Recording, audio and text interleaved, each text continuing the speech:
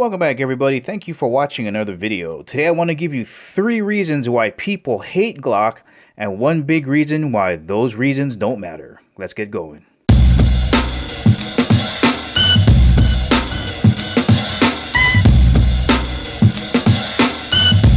Alright, so what we have here is your run-of-the-mill Glock 17 Gen 5. We can tell because of the cocking serrations in the front.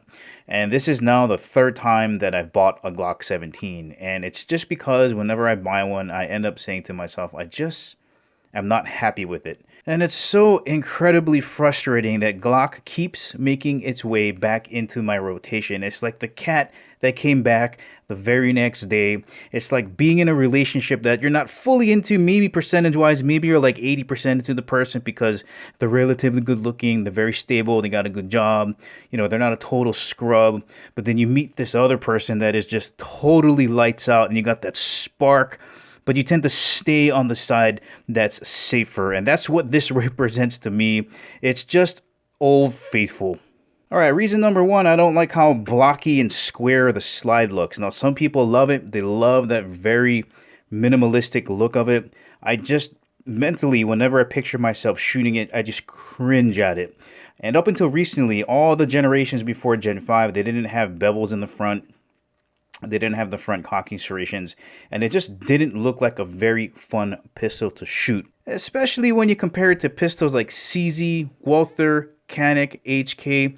You got a simple bevel here, and it starts off thicker and comes right down more narrow here, drawing your eye down to the front post here, the front sight. Simple beveling in the front.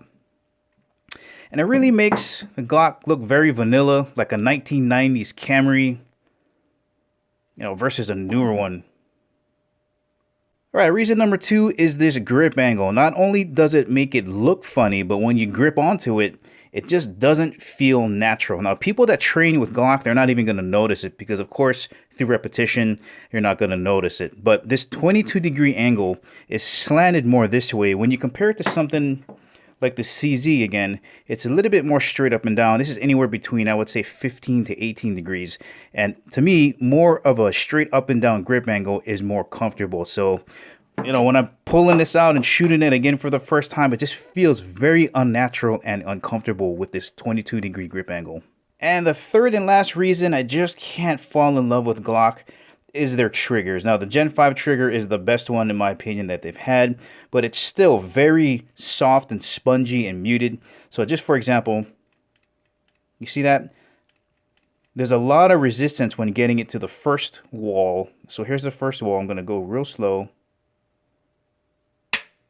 You see all that take up, all that take up. Now, the reset is not bad. Okay, and back on it. Reset's not bad, but when you compare it to other triggers, like on the Walther PPQ, the CZ P10C, or even all of the Caniks, make sure that's cocked. See, it's a smooth adventure to the first wall, and not a lot of creep there. Here's the reset. Really short, and back on it. And I just don't understand why Glock doesn't just improve that trigger to be as good as the other brands. Now, those are all great reasons why people may not like Glock, and for the most part, I agree with them. However, I'm going to tell you that when you're actually at the range and you're practicing, and you decide to flip that light switch and you punch out the pistol like this, yeah, you can see the back of the slide here is square, but when you're looking down that sight picture, you're really focusing on the 2 dots and the post in the front, and the squareness, the Glock blockiness of it, it really disappears. And although when you're dry firing, you can tell that there's a difference in the quality of the trigger, how crisp it is, how easy it is to get to the first wall, when you're actually shooting at the range, your adrenaline is going so hard. Even if you're in that non-stressful situation, the mere act of shooting a gun really gets your adrenaline going. And for me, I don't really feel the difference in trigger, and performance-wise, there's almost zero difference. It's almost identical. And then lastly, this grip angle, as I mentioned before, the more that you train with the Glock, the less irritating it is to grip onto this grip.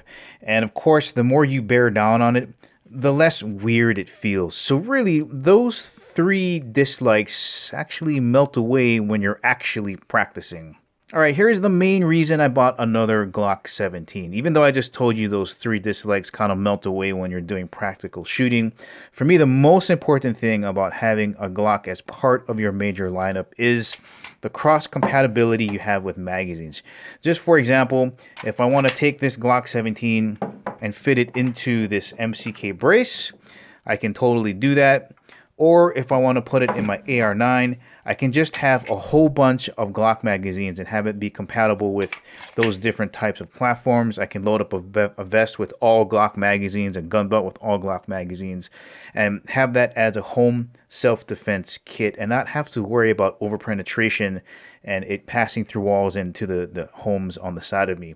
So for me, the ability to have all the same magazines through those 3 different platforms, and not to mention you pick up just a plethora of different accessories that you can buy, and it's very easy to work on Glocks.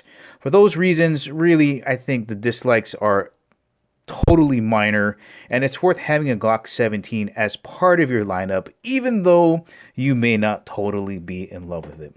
Alright guys, that's the ending of the video. I'll catch you in the next one.